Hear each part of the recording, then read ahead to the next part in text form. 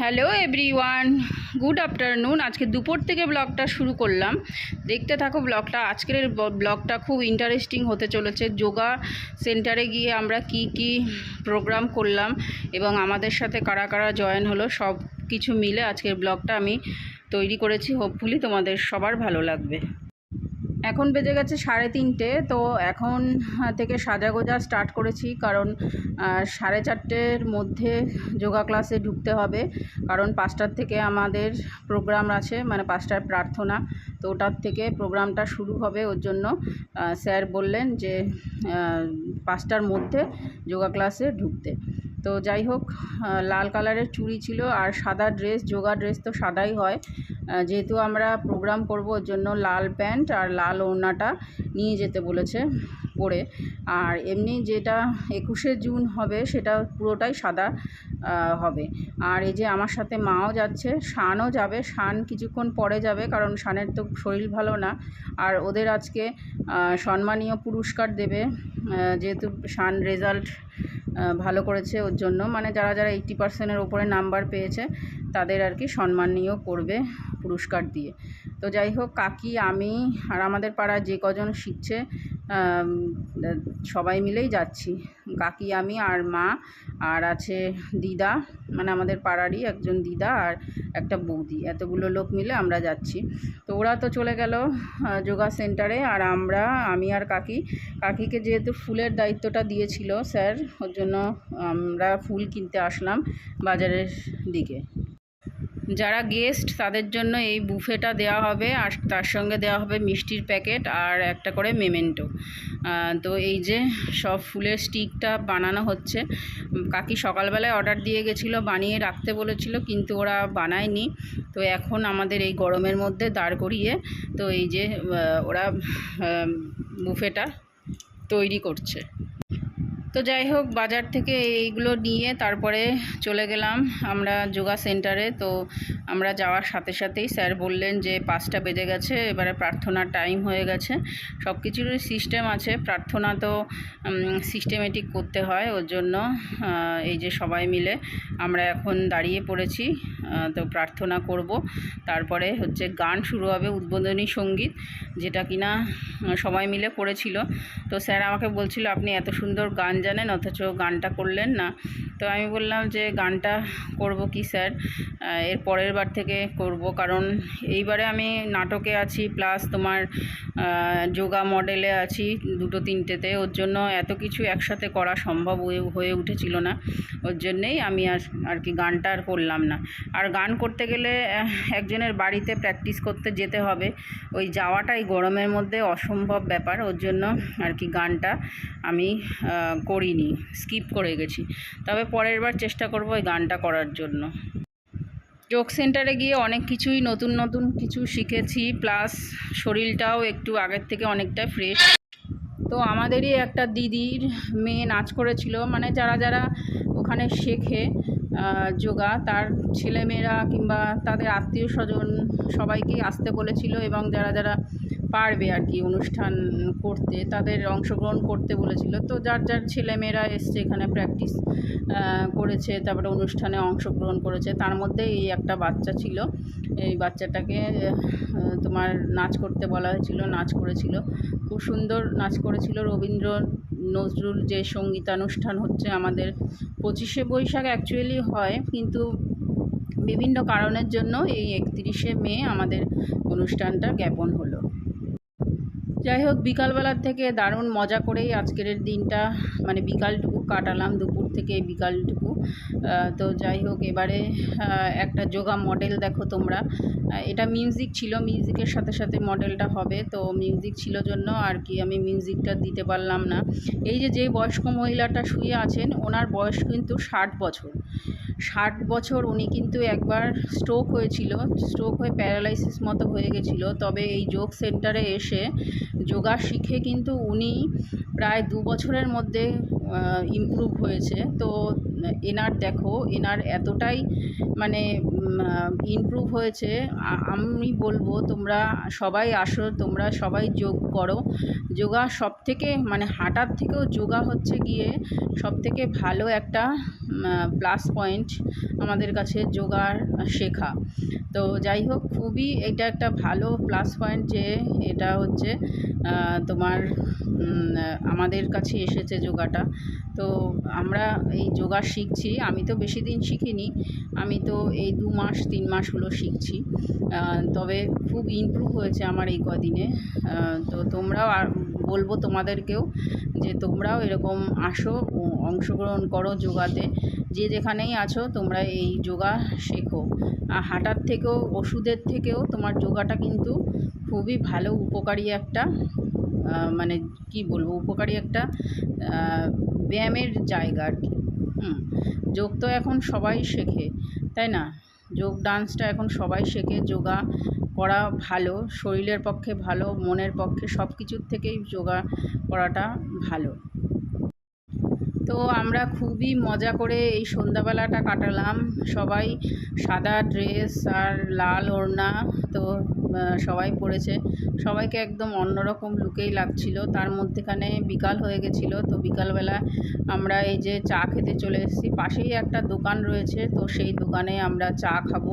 তো সবাই মিলে একটু ভিডিও করছিলাম আর একটুখানি হাসাহাসি করছিলাম। তো যাই হোক, মেয়েরা একসাথে গেলে সবাই যেরকম হয় আর কি। তো এর মধ্যে এই দিদিরা নাচ করছিল। এরা আমাদেরই সঙ্গে শেখে সবাই। আমরা গ্রুপে মোটামুটি 60 জন শিখি যোগা। আর এই যে সাদা ড্রেস পরে যিনি আছেন উনি হচ্ছে আমাদের যোগা স্যার। উনি আর কি আমাদের ব্যায়ামটা শেখায়।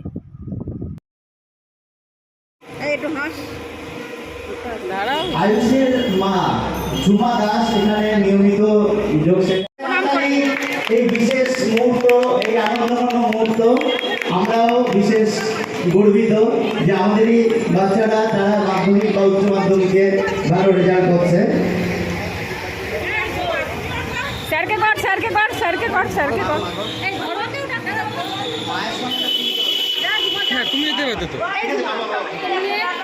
এই বিশেষ মুহূর্তটাকে স্মরণীয় করে রাখবেন। জোরে হাততালি হয়ে যাক। আমরা খুশি, আমরা গর্বিত। আচ্ছা, রায়ন ভট্টাচার্য। তো যাই হোক, এবারে কৃতি ছাত্রীরা সবাই প্রাইজ পেল। তো আমার ছেলের আর আমার ছেলের বন্ধুর ভিডিও করেছিলাম, আরও মেয়েরা পেয়েছিল। তো যাই হোক, এবারে হাততালি একটা ডান্স হবে। তো এই ডান্সের পরে আমাদের নাটক আছে। তো এই ডান্সটা খুবই সুন্দর করেছিল, মিউজিক বাজছিল। গান বলতে মিউজিক শুধু ছিল, কিন্তু হলে কি হবে, খুব সুন্দর করেছিল। এখন বোঝার চেষ্টা করি। আসুন শুরু করি আজকের নাটক একান্নবর্তী। কাহিনী রবীন্দ্রনাথ ঠাকুর, দৌলতচন্দ্র ও কানাই।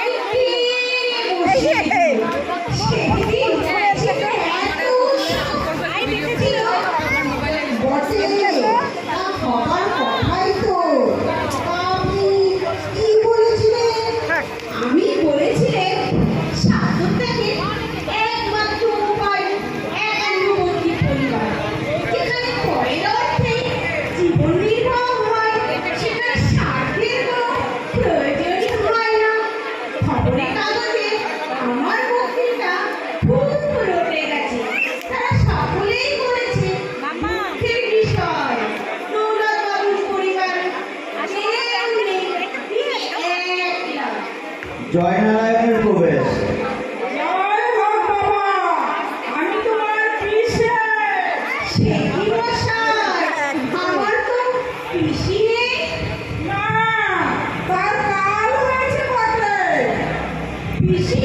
কোনো কালেই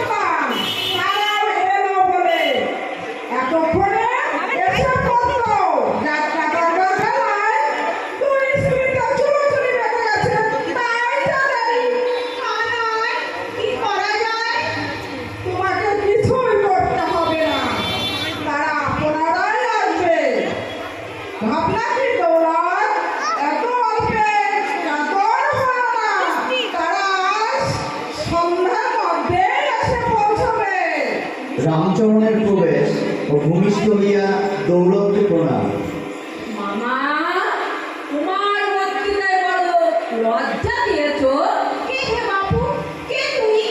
আগে আপনারই ভাগ্নে রামচরণ স্টেশনে লোক পাঠিয়ে দিন। সেখানে একটি পুটুলি আর বুড়িমাকে রেখে এসেছি। এখানে কি করতে আসা?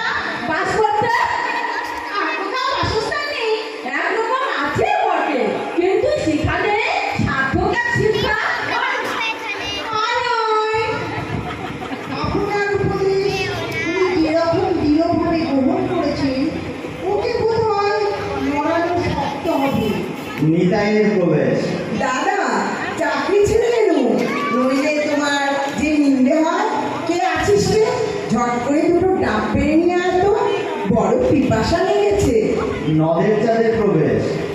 এই নাও পুরো আমার সমস্ত স্বার্থ বিসর্জন দিতে এসেছি।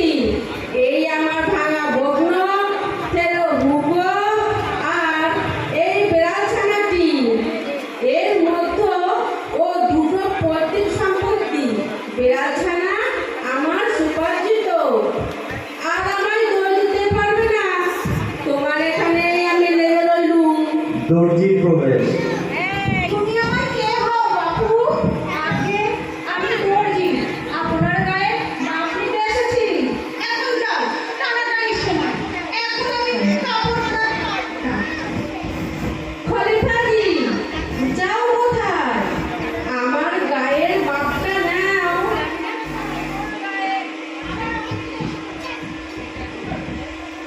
হ্যালো, খুড়োর গায়ে যেরকম ফুল কাটা ছিটের জামা দেখছি, অমনি ছজোড়া হলেই আমার চলে যাবে। যদি বেশ ভালো রকম করে তৈরি করে দিতে পারো তো খুড়ো তোমাকে খুশি করেই দেবে। বুঝেছো খালিবাজি? যে আগে গায়ের মাপলম। বালক সমেত পরেশনাথের প্রবেশ। তোর জ্যাঠামশাইকে প্রণাম কর। দাদা, এলাম তোমার ভাতুষপুত্র। আমার ভাতুষপুত্র? আমি জানি না বাংলায় মানে তাইবো। দাদা যে একেবারে আমার ভাতৃসঙ্গে ষষ্ঠী যাওয়ার প্রাপ্ত। তার উপরে পুত্র শব্দ যোগ করলেই হলো ভাতুষপুত্র। স্বয়ং পানিনি ও দেব রয়েছে। অন্য প্রমাণের প্রয়োজন কি? অতএব ইনি হলেন ভাইপো।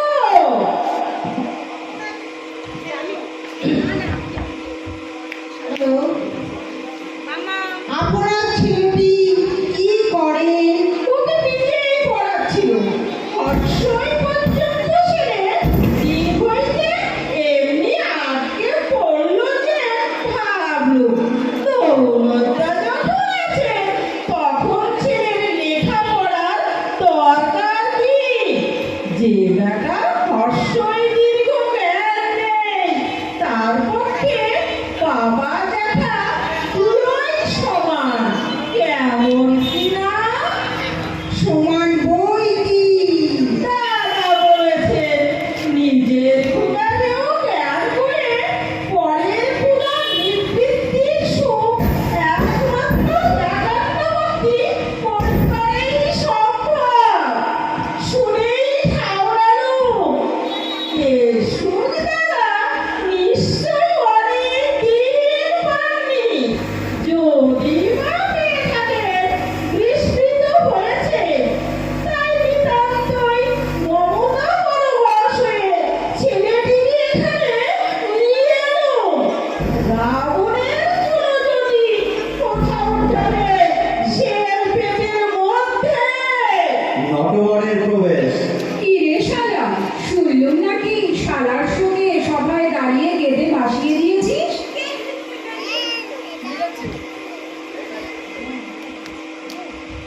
হ্যালো হ্যালো হ্যালো হ্যালো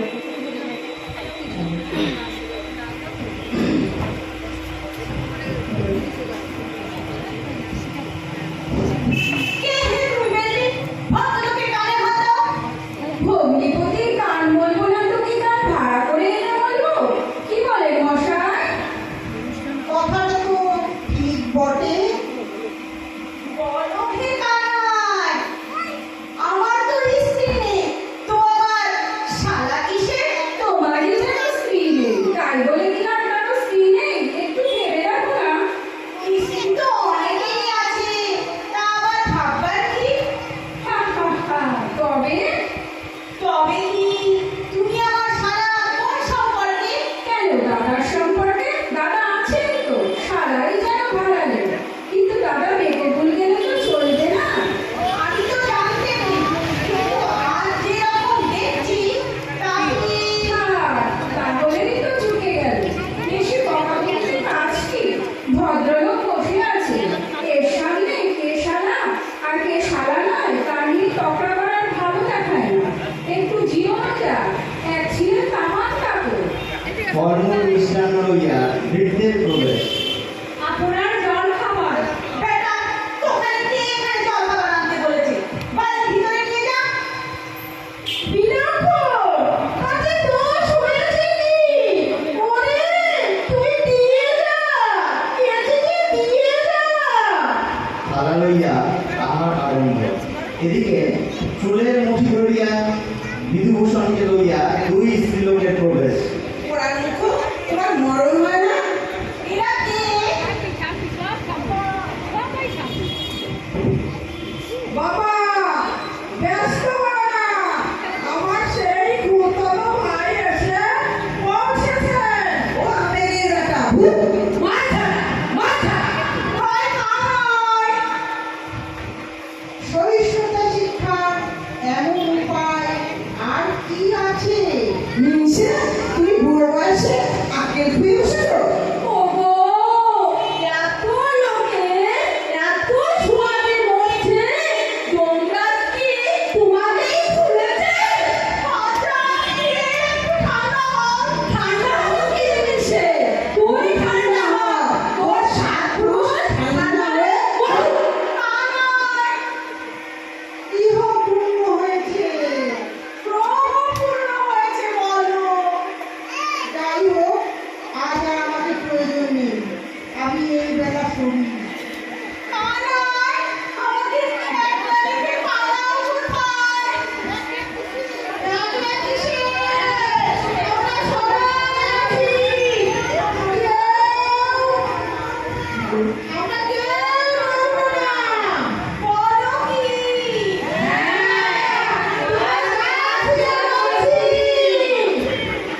এই সঙ্গে শেষ হলো নাটক।